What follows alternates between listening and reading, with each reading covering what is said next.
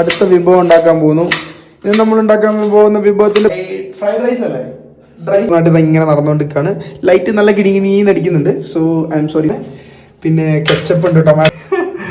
Ketchup അല്ല പറഞ്ഞത്, സോസാ പറഞ്ഞത്. കെച്ചപ്പ് വാങ്ങിച്ചത്. എന്താണ് കവി പറയുന്നത്? Chopping board അടിപൊളിയാലേ.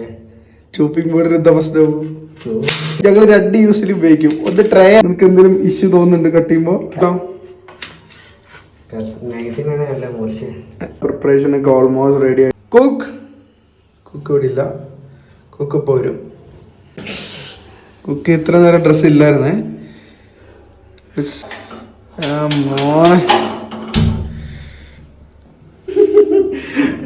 വീഡിയോ എടുക്കുന്ന ചേട്ടാ നാണം വരുന്നുണ്ട്. ആണ് അങ്ങനെ വിചാരിച്ചിട്ട് നമുക്ക് കഴിക്കാം.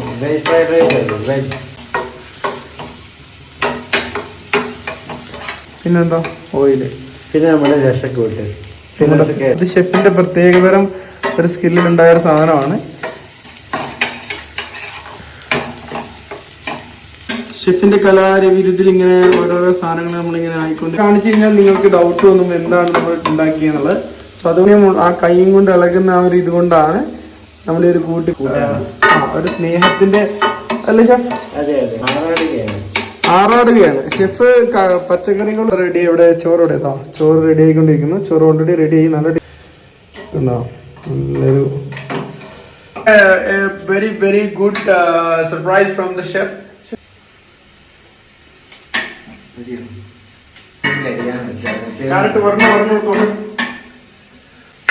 സാധനങ്ങളൊക്കെ വന്നിട്ട് നമ്മളിതാ ഓൺ ദ വേ ആണ്. നമ്മുടെ സാധനം റെഡി ആയിക്കൊണ്ടിരിക്കുന്നു.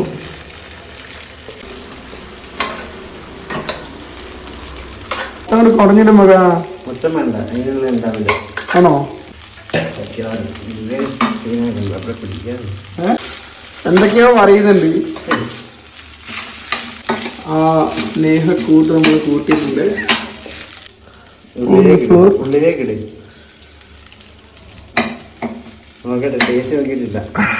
മതിയോ?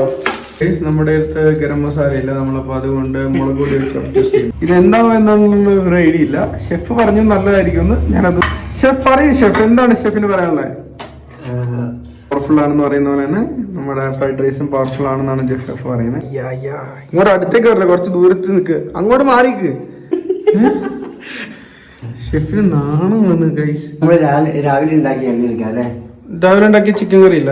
സ്നേഹത്തിന്റെ കൊതിയൂറുന്ന മധുരത്തോടു കൂടിയുള്ള ഷെഫ് അത് പാത്രത്തിലേക്ക് സ്നേഹത്തോടു കൂടി മാറ്റുന്നു.